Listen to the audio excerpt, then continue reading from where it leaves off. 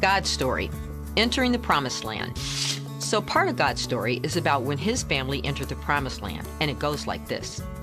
Back when God started his family with Abraham and Sarah, he promised they would live in a brand new, wonderful home called Canaan. Then God's family grew and grew, and eventually got stuck as slaves in Egypt. So God sent Moses to lead them out of Egypt and through the wilderness. And now it was time to go home to the promised land. God had even chosen a new leader, Joshua.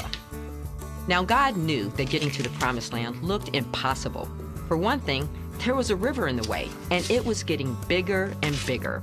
To make matters worse, people were already living in Canaan, and they didn't want to move.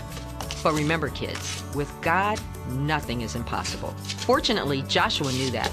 So he told all the Israelites, "You will soon know that the living God is among you."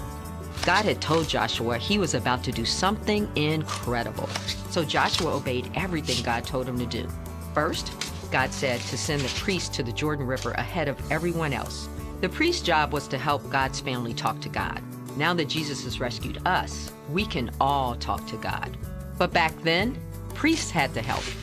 Anyway, the priests were going to carry something called the Ark of the Covenant.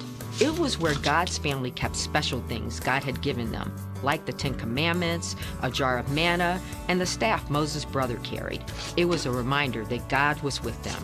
They had been chosen by God, and he would take care of them.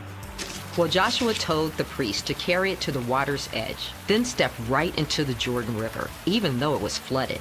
God said that once they stepped into the Jordan River, he would stack the water up on both sides.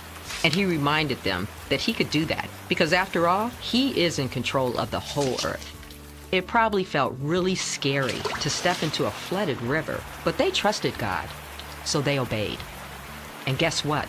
Once their feet were wet, the water stacked up on both sides, just like God promised.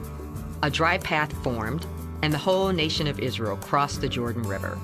Best of all, everyone saw how powerful God was. In fact, other nations would hear about what happened and see how powerful God was too.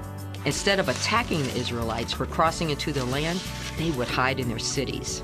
But for now, the people were thankful to be in the promised land and believed that God could help them not only cross the river, but eventually move into their home. God didn't want his family to forget that either. So he told Joshua to send 12 men to get one stone each and pile them up. Every time they returned to the Jordan River, they would see the pile. Many years later, God's family would ask, "What do those stones mean?" And someone would tell them about how God is powerful and how he always takes care of his family. And that's the story of when God's family entered the promised land. So in case you missed it, here's the quick version. God promised a home. He chose Joshua to lead. A river was in the way. People already lived there. Joshua trusted God. The priest stepped into the river. The river stopped. God's family went home. They thanked God. God is powerful. He can take care of his family. And that's a part of God's story.